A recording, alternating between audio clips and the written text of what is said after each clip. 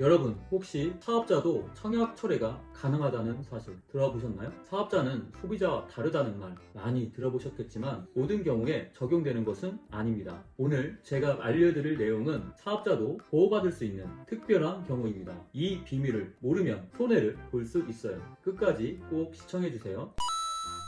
안녕하세요. 여러분의 부동산 법률 주치 박순배 변호사입니다. 오늘은 우리가 흔히 오해하고 있는 청약 철회에 대해 이야기 나눠볼 건데요. 많은 분들이 청약 철회는 오직 소비자만 가능한 권리라고 생각하지만 사실 사업자도 특정한 상황에서는 이 권리를 행사할 수 있습니다. 이를 통해 계약을 취소하고 손해를 막을 수 있는 기회를 잡을 수 있는 거죠. 그럼 어떤 상황에서 사업자가 청약 철회권을 가질 수 있는지 구체적으로 알아보겠습니다. 이 과정에서 놓치기 쉬운 법적 권리를 확실히 짚어드릴 테니 끝까지 잘 들어보세요. 첫 번째, 사업자가 사실상 소비자와 같은 지위에 있어야 합니다. 다시 말해 계약 당시 소비자처럼 행동한 경우를 의미하는데요. 예를 들어 사업자가 계약을 체결할 때 소비자와 동일한 조건으로 계약을 맺었다면 법적으로 소비자와 비슷한 보호를 받을 수 있습니다. 두 번째 조건은 소비자와 동일한 거래 조건이라는 점입니다. 다시 말해 사업자가 소비자처럼 대우받고 소비자와 같은 조건에서 계약을 체결했을 때 사업자도 청약 철회권을 가질 수 있습니다. 쉽게 말해 청약 철회권을 행사할 수 있는 사람은 일반 소비자뿐만 아니라 계약 과정에서 소비자처럼 행동한 사업자도 포함된다는 것입니다. 이때 중요한 법적 용어가 바로 사실상 소비자라는 개념입니다. 실제 사례로 넘어가 볼게요.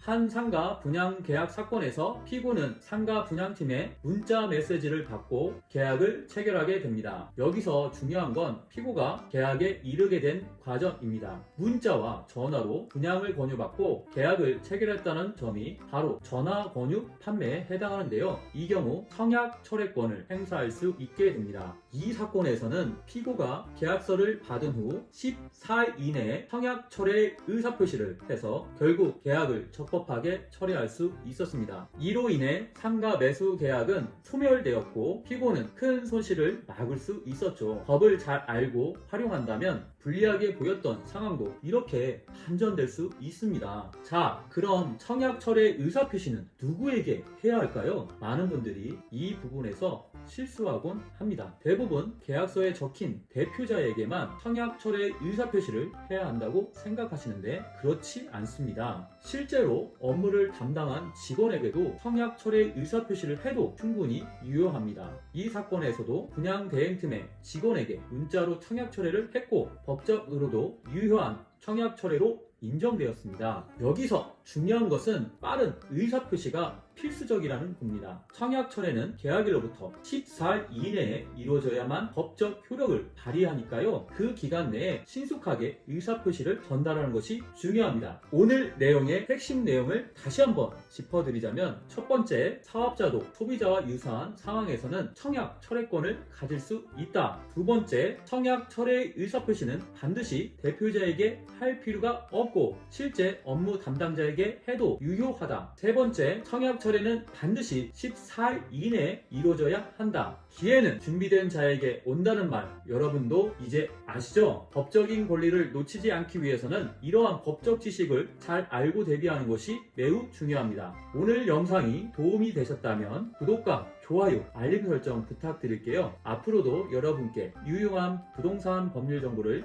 가득가득 드릴 테니 절대 놓치지 마세요. 감사합니다.